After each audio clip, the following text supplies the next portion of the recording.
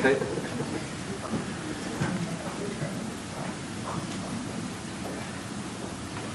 Well, thank you very much, everybody. We have a meeting with a man who's become a friend of mine, and we've known each other for a little while in some very interesting times, and we get along. Our countries get along very well.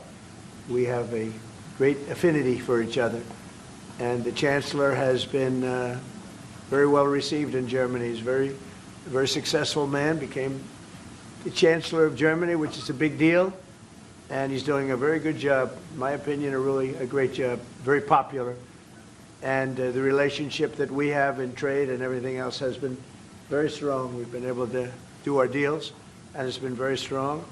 We'll obviously be talking a little bit about Iran today, and he's been helping us out. We've been very nice, actually. And that is coming along, as you see, very well. They have no Navy. It's been knocked out. They have no Air Force. It's been knocked out. They have no air detection. That's been knocked out. Their radar has been knocked out.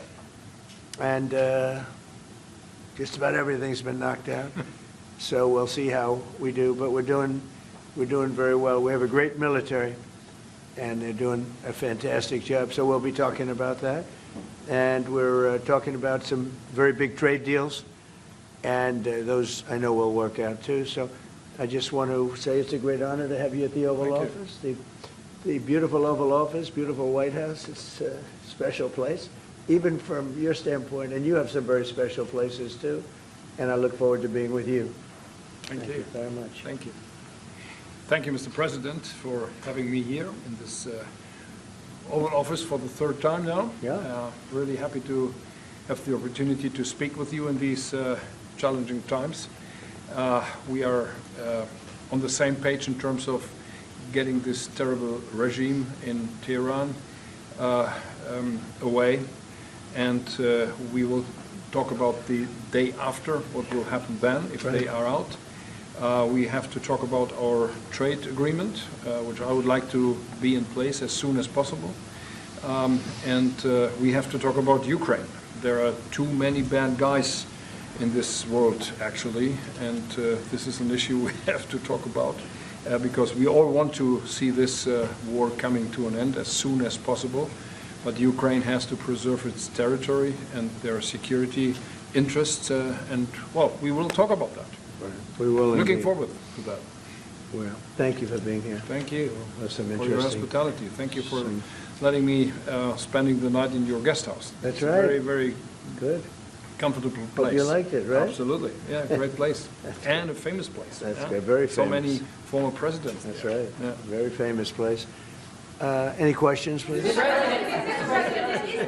President, did Israel force your hand to launch these strikes against Iran? Did Netanyahu pull the United States into this war? No, I might have forced their hand.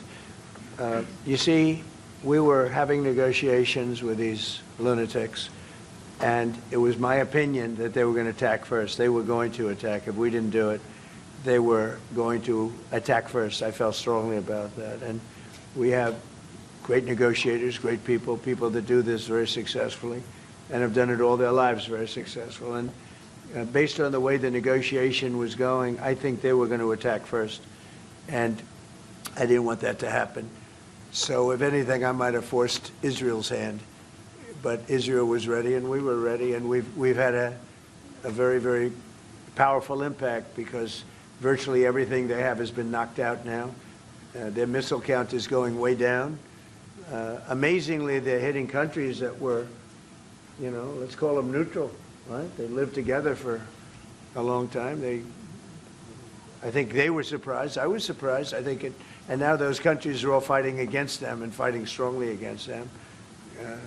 Someday they'll write a story and they'll say why they did that, but they hit countries that had nothing to do with what's going on. They were sort of leaving everything alone. All of a sudden they had missiles shot in, which shows you the level of evil that we're dealing with. They'll hit people that were actually at least somewhat friendly, and they had no problems with it. Also hitting only civilian places, hotels and apartment buildings. And we're hitting them where it is much more appropriate. We're hitting them very hard. And the big scale hitting goes now. They no longer have air protection.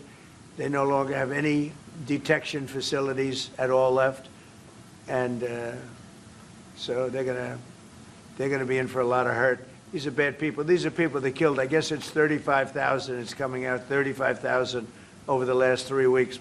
Protesters, 35,000 violently killed. So these are bad people, and the leader of the pack is gone. And as you know, 49 people were taken out in the first hit, and I guess there was another hit today on the new leadership, and it looks like that was pretty substantial also. So they're getting hit very hard, and we'll see what happens. A lot of people are coming forward. A lot of the people you would least suspect want to quit. They want to have immunity. They're asking for immunity, and probably at some point they'll be dropping, as you would say, laying down their guns. We'll see what happens. In the meantime, we're just continuing to go forward. Our military is the #1 in the world by far, and we are. Everything's big in my book. Venezuela was big. This is big. The original hit, Midnight Hammer, was big. Everything you view is big, but it's not considered very big by some standards, by some of our standards. We have a military like no other military that's ever been built. Mr. President, what's the worst-case scenario that you have planned for in Iran? Well, I don't know if there's a worst case. We have them very much beaten militarily from the military standpoint. They're still lobbing some missiles. At some point, they won't even be able to do that because we're hitting all of their carriers. We're hitting all of their missile stock. You know, they built up all these missiles over the last few years. They had a lot of them. They've shot a lot of them, and we're knocking out a lot. I guess the worst case would be we do this, and then somebody takes over who's as bad as the previous person, right? That could happen. We don't want that to happen. That would probably be the worst. You go through this, and then in 5 years you realize you put somebody in who was no better. So we'd like to see somebody in there that's going to bring it back for the people. And we'll see what happens with the people. You know, they have their chance. And we've said, don't do it yet. If you're going to go out and protest, don't do it yet. It's very dangerous out there. A lot of bombs are being dropped. But I would say that would be about the worst. Do you have someone in mind right now? Because you said all the people you did have in mind have been taken out. What do you think? Well, most of the people we had in mind. mind are dead. So, you know, we had some in mind from that group that is dead. And now we have another group. They may be dead also, based on reports. So I guess you have a third wave coming in. Pretty soon we're not going to know anybody. But we have, I mean, Venezuela was so incredible because we did the attack and we kept government totally intact. And we have Delcy, who's been very good. We have the whole chain of command, and they've been, you know, look, the relationship's been great. We've taken out 100 million barrels of oil already, and a big part of that goes to them, and a big part goes to us. And it's been great. We paid for the war many times over, and we're going to be running the oil. And Venezuela is going to make more money than they ever made, and that's great for the people. The relationship has been great. It's been seamless. Nobody's actually ever seen anything like it. If you look at Iraq, where very stupidly everybody was fired, the generals were fired, the military was fired, the police were fired, the fire departments were fired, and all of the government workers were fired. So after, you know, people would call, they had no idea. And by the way, ISIS was formed. That's where ISIS came from, all of the fired people. We don't believe in that. So we'll see what happens, but first we have to finish off the military. What do you think about Crown Prince Reza Pahlavi? Is he an option at all in your mind? I guess he is. Some people like him, and we haven't been thinking about too much about that. It would seem to me that somebody from within maybe would be more appropriate. I've said that. He looks like a very nice person, but it would seem to me that somebody that's there, that's currently popular, if there's such a person. But we have people like that. We have people that were more moderate. You know, these were radical lunatics, and you know what they get? They get nothing. All they do is kill people. Mr. President, what exactly was the imminent You've threat, asked, Mr. President? not your turn. What exactly Not your turn, please. Mr. President, you Are you going to take the heat off the Europeans to potentially help you, Mark Rutte, call on the allies to also help you? What does that mean? Well, you have to ask Mark Rutte if he said not as part of NATO, but to be helpful to you in this. Well, some of the European nations have been helpful and some haven't. And I'm, very surprised. Germany's been great. He's been terrific. Others have been very good, terrific. I think that the head of NATO, Mark, is fantastic. Okay, Mark Rutte. I think he's fantastic. But some of the European, like Spain, has been terrible. In fact, I told Scott to cut off all dealings with Spain. Spain, first of all, it started when every European nation, at my request, paid 5%, which they should be doing.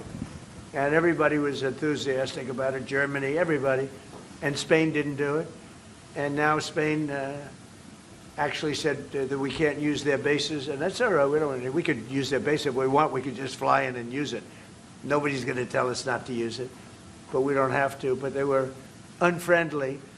And so I told him, we don't want to, Spain has absolutely nothing that we need other than great people. They have great people, but they don't have great leadership. And as you know, they were the only country that in NATO would not agree to go up to 5%. I don't think they would have agreed to go up to anything. They wanted to keep it at 2%, and they don't pay the 2%. So we're going to cut off all trade with Spain. We don't want anything to do with Spain. What is the expectation towards? And I'm not, by the way, I'm not happy with the UK either. That island that you read about, the lease, okay, he made it for whatever reason, he made a lease of the island. Somebody came and took it away from him. And it's taken 3-4 days for us to work out where we can land there. It would have been much more convenient landing there as opposed to flying many extra hours. So we are very surprised. This is not Winston Churchill that we're dealing with. Mr. President, what's your expectations towards Germany? What can Germany do and what should Germany do to help you in this moment? Well, I think they're doing it. I mean, they're letting us land in certain areas, and we appreciate it, and they're just making it comfortable. We're not asking them to put boots on the ground or anything. I mean, we're just, they're a respected country. I have a very good relationship with the country. We have, in particular now, with this leader, with this new leader. I think he's an excellent leader. I had my differences with Angela. I said, you're hurting your country with immigration and you're hurting your country with energy. And we have a man sitting on my right that is, I think, pretty much the opposite of her on energy and the opposite on immigration. And I think he's doing very well. Commercial air travel right now is severely restricted in the Middle East, and thousands of Americans are stranded. Why wasn't there an evacuation plan, and will you send planes to get people out? Well, because it happened all very quickly. We thought, and I thought maybe more so than most, I could ask Marco, but I thought we were going to have a situation where we were going to be attacked. They were getting ready to attack Israel. They were getting ready to attack others. You're seeing that right now. And a lot of those missiles that are hitting in, those are stationary. Those were aimed there for a long period of time at these other countries. So I think I was right about that. We attacked first. And if we didn't, it could have been, look, we're really decimating them. They're being decimated. And if we didn't, and by the way, we have massive amounts of ammunition. We have the high end. A lot of it was given away stupidly by Biden, very stupidly, for free. And I'm all for Ukraine, but they gave away a lot. As you know, when I give away ammunition, everybody pays for it. The European Union's paying for it. Then they can do what they want with it, but they are giving it, let's say, to Ukraine, and it's okay. But we gave away a lot of high end, but we have plenty. But we have unlimited middle and upper ammunition, which is really what we're using in this war. And we have really an unlimited supply. We also have a lot of the very high end stored in different countries throughout the world. We're literally storing it there, which is actually something that I insisted on in my first term. I rebuilt the military in my first term. The military is great. Unbelievable amount of ammunition, or munitions, as they say, were given away to, the Wall Street Journal incorrectly covered the story when they said that it was given away to the Middle East. Not to the Middle East, it was given away to Ukraine. Very little was given to the Middle East. The Middle East would buy a lot, and some of the nations, because they're rich, they have a lot, but it was given away to Ukraine. And it just should have been done. Look, it's a war that should have never happened. If I were president, that war would have never happened. But we have a tremendous amount of munitions, ammunition at the upper level, middle and upper level, all of which is really powerful stuff. Mr.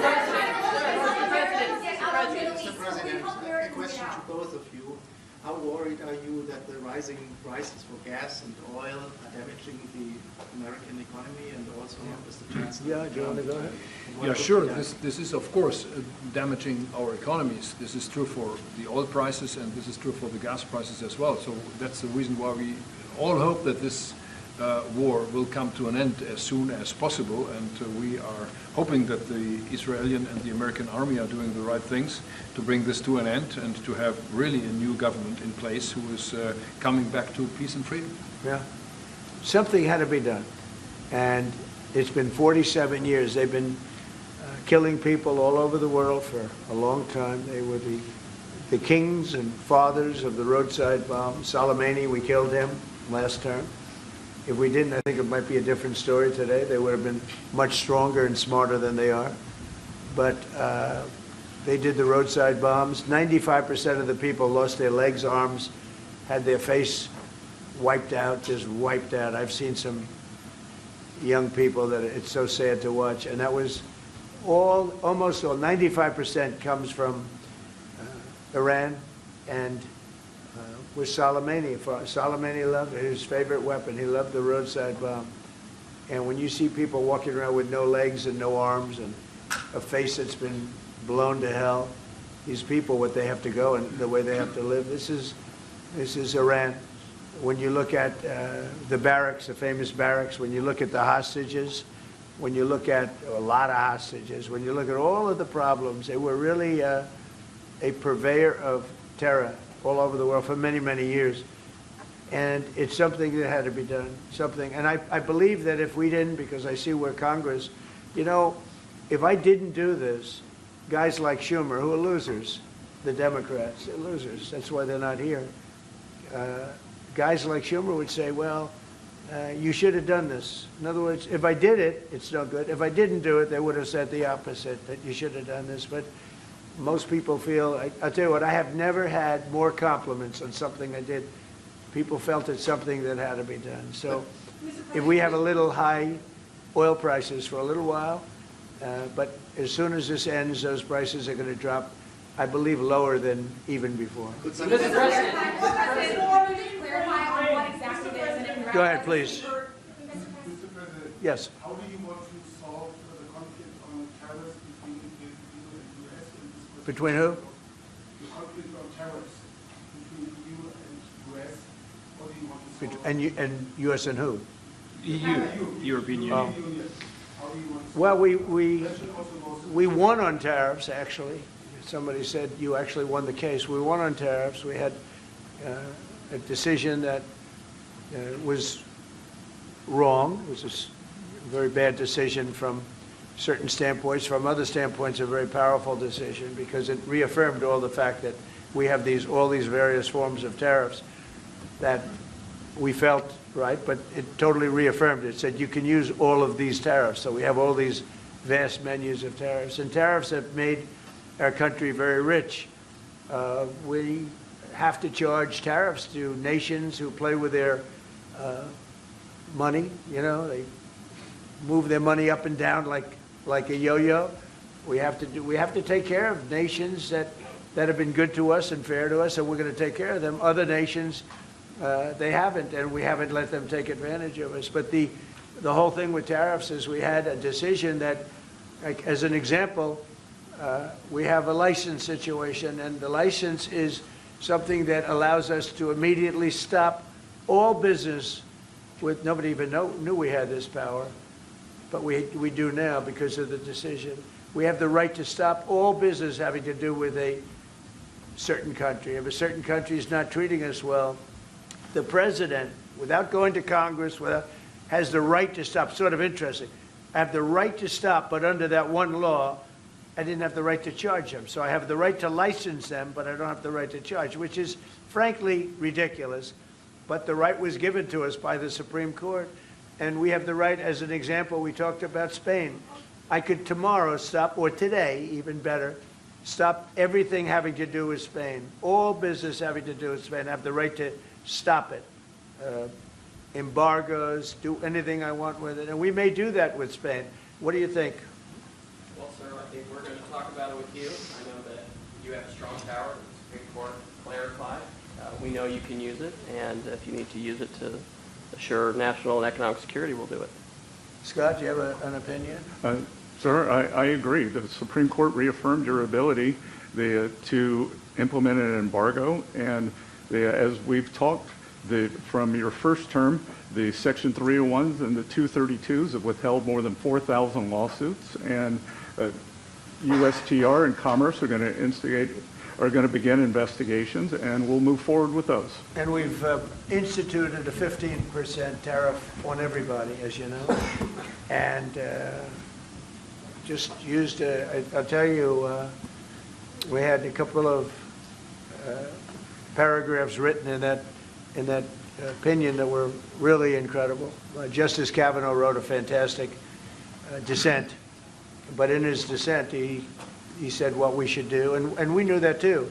We just wanted to simplify it, and for some reason, I think, very, very foolishly, the courts decided no, but they said you can do it many other ways, and that's what we're doing. And what we've done is we've gone to a very simple, straight 15% tariff. We've taken in hundreds of billions of dollars in our country because of tariffs. So we've taken in all of this money, hundreds of billions of dollars, and honestly, it's made us very rich as a country. Right? So it's been doing good. When will you have the full plan implemented? We have a 5-month period, up to 5 months, where we can go at 15%. And while we're doing that, as you know, we're doing the various studies and things, and we'll be coming out with different tariffs on different countries. Do you want to talk about that first? Yes, sir. By the time the 5-month period has elapsed, we'll have completed investigations under Section 301, which Secretary Bessent talked about. We know there are countries out there with deals who are very interested in keeping the deals. We need to go through and investigate all these unfair trading practices, the kinds of things you talked about, and make sure that we're protecting U.S. economic security. We know there are countries. How are we going to treat Germany? Well, I think you should hit them very, very hard. You knew he was right there when he said that, Mr. President. They have expressed an interest. Germany's been quite constructive in wanting to move forward and be helpful. The rest of the EU will talk to them as well. But obviously I will say every single country wants to make the deal they already have. In other words, a deal that we have using the other authority, they want to make the same deal. And we'd like to see, actually, we're going to adjust it somewhat upward, actually, but they all want to stay in the deal, and so we'll probably be able to do that pretty easily. Mr. President, Ukraine, after all, Iran won't be able to deliver drones to Russia anymore. So what does this more mean to Ukraine, and having Chancellor Merz sitting next to you, whom would you call if you want to talk to Europe? And Chancellor Merz, you've just been in China, the president... Who are you, what country are you from? I'm from Germany. Okay, I thought so, I could see. So, Mr. Chancellor, you have been in China, and the president... She likes you. In China soon. I don't know. Will you be talking about China as well? We'll be talking about China, yeah. Sure. And what about you? I'll be going to China in a little while. Every time you meet, you talk about China. We respect China. I do. We both do, I think. But it's always a topic of conversation. We've had a very good relationship with China. We used to lose a tremendous amount of money with China, and that's no longer the case. We have a very, very good relationship with China, and we have a very good relationship with Germany. All right. Thank you, Mr. President. We've seen countries around the world, many of whom don't usually work together, working with the United States on Iran. whether it's, Saudi Arabia working Right. with the United States, Israel, Qatari shooting down Iranian aircraft, and we've also seen European countries step up. Why are we seeing, such unity around the world against Iran? That's a great point. Look, they're just evil.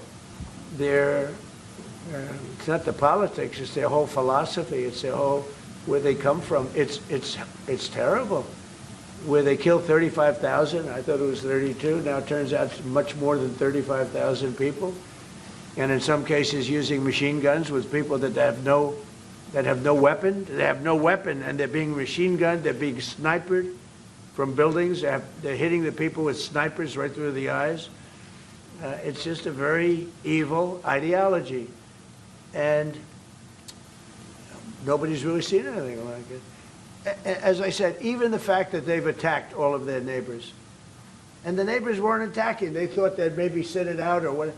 They've hit Qatar, they've hit UAE, they've hit Saudi Arabia, they've hit Oman. They were helping us negotiate. They got hit. Everybody got hit because they're evil and they're bad. It's a bad seed. And somebody had to do it. And it should have been done sometime during a 47-year period because so much death has been caused by them, so much unbelievable death. From Germany, too. Germany's been hit. Everybody's been hit by them. It's an evil ideology. And I've never been, look, I've done a lot of good things. So many people are saying, thank you, thank you, thank you. You see it in the streets of Los Angeles. They have thousands of people. I saw it the other day. Pictures of Donald Trump. And I'm looking, I'm on the phone, probably talking to you. And I'm looking, and I see my picture, I say, oh no, it's another, protest. I see my, and then I started saying, boy, they were very friendly people. And then I saw a woman hugging the picture of me. I said, what's going on? And it turned out to be, these are Iranian people that live in the United States. So many. Thousands and thousands. You saw the rallies.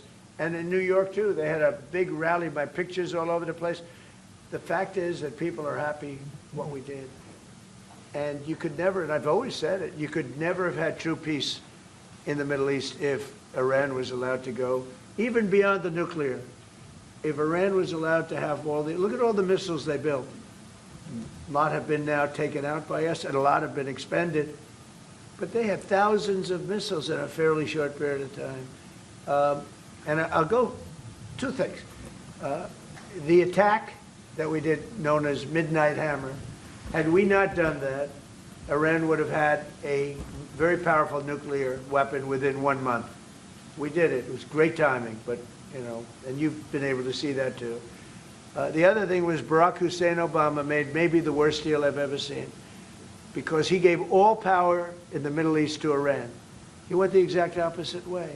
And I terminated that. If I didn't terminate that deal, they would be sitting with a massive nuclear weapon 3 years ago, which would have been used already on Israel at least, and other countries also. And we wouldn't be talking about it right now.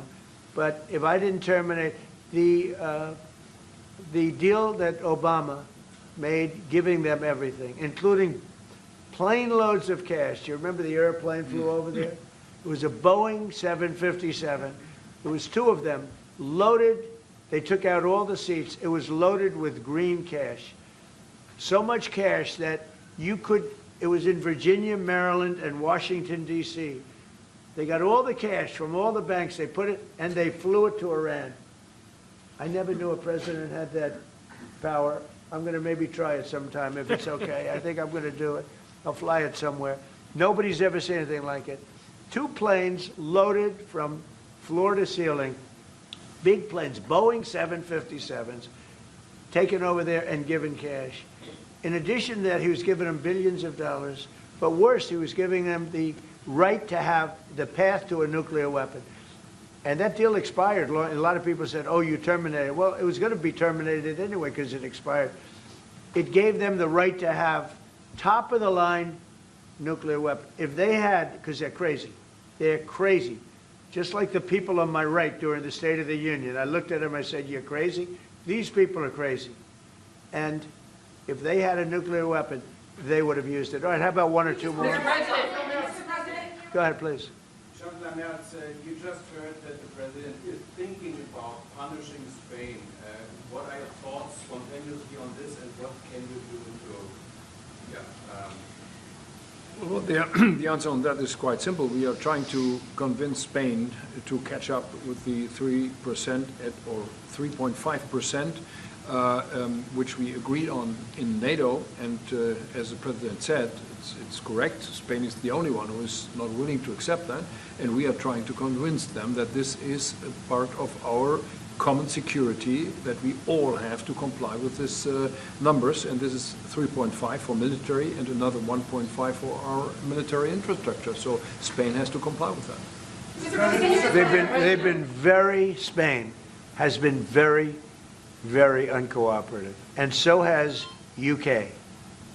Now the second one is shocking, but this is not the age of Churchill.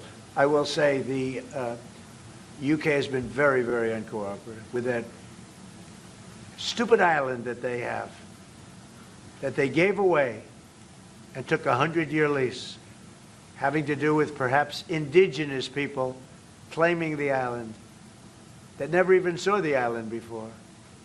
What's that all about? And they ruin relationships. It's a shame. It's and that country, UK, and I love that country. I love it. My mother was born there. I love it.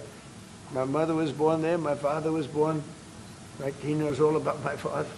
My father was born there. So, you know, very places that you sort of automatically very feel warmly about. But the UK, what they're doing with energy and what they're doing with immigration is horrible. You have the North Sea. Somebody said yesterday, what would you do if you were the UK? Open up the North Sea. They got windmills all over the place that are ruining the country, ruining the landscapes, ruining the beautiful fields. Open up the North Sea. It's one of the greatest, think of it, they buy their energy from Norway, which gets the energy, the oil, from the North Sea. So Norway drills in the North Sea and sells it to UK. And UK has a better part of the North Sea. Open up that, and number two, illegal immigration. They got to solve that problem. And I must say, that's not only UK, that's other parts of the European Union. They have the same problem. Immigration and energy. The energy is through the roof, the highest in the world. And the immigration was, I mean, you know, look, you have places where in the UK, you have a terrible mayor of London, terrible. He's an incompetent guy. But you have Sharia courts. You don't have Sharia courts. You don't want Sharia courts. You have Sharia courts adjudicating law. So it's very simple. Immigration, very importantly, immigration and energy. And you bring it back. Otherwise, you're not going to bring it back. Okay. One more. Go ahead. I have a question for the Chancellor. Yes, please. To the Chancellor, Chancellor Merz. Yeah. You've called for unity and joint force in this moment against Iran. What does that look like to you? And then, Mr. President, where is getting a deal with Russia and Ukraine on your priority list right now? Okay, where you go? So we, as I said, in Germany the last 2 days, we are supporting the United States and Israel to get rid of this terrible terrorist regime. And we are looking forward to a day after, and we have to talk about the strategy. What is following after this regime is away, and we have to strategize on this entire region. And we are having a high interest in common approach and common work and what we can do. And this is important not just for the Americans. This is extremely important for Europe and extremely important for Israel and their security. So we are really looking forward to find ways how to deal about the day after. And as far as Russia, Ukraine, where is it on my priority list? Very high. We thought that, I thought it was going to be one of the easier ones. I've settled 8 wars, and actually maybe one more than that. But minimum 8 wars, big ones, potential India, Pakistan, big wars, very important, big ones. I thought this was going to be much easier than it is. There's tremendous hatred between President Putin and President Zelensky, tremendous hatred. I've seen a lot of hatred in my life, but I think this is about top scale. I believe it's going to happen. Sometimes I blame one, sometimes I blame the other. I think it's going to happen, but it's high on my list. Not in that it affects the United States so much, because it's very far away, but last week, last week and for the last 4 weeks actually, 32,000 soldiers died. 32,000. And it's been averaging 25 to 30,000 soldiers a month have been dying in that stupid war. And I'd love to see it ended. It's the worst that there has been since World War II. If you can't get a deal, what will that mean for you? All you can do is do your best, you know. It takes two to tango, and they have to get along. They have to be able to talk to each other. They hate each other a lot. That has an impact, you know. It really has an impact. It's bad for both. The saddest is that if the election weren't rigged, my election, that war would have never taken place. And you know what else wouldn't have taken place? Allowing 25 million people to pour through an open border. That wouldn't have taken place. A lot of things would have been different. But we're doing very well, and I think a big factor in this world and future factor is what we're doing right now with Iran. If we don't stop them, or if we didn't stop them, or if we didn't start, they've been decimated. But if we didn't do what we're doing right now, you would have had a nuclear war, and they would have taken out many countries, because you know what? They're sick people. They're mentally ill, sick people. They're angry. They're crazy. They're sick. Thank you very much. Thank you very much, everyone. Thank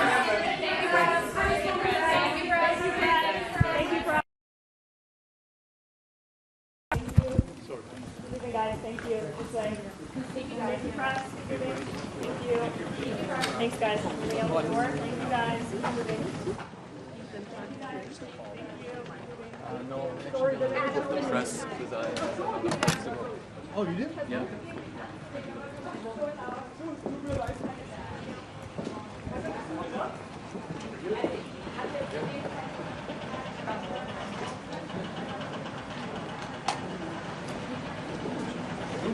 I like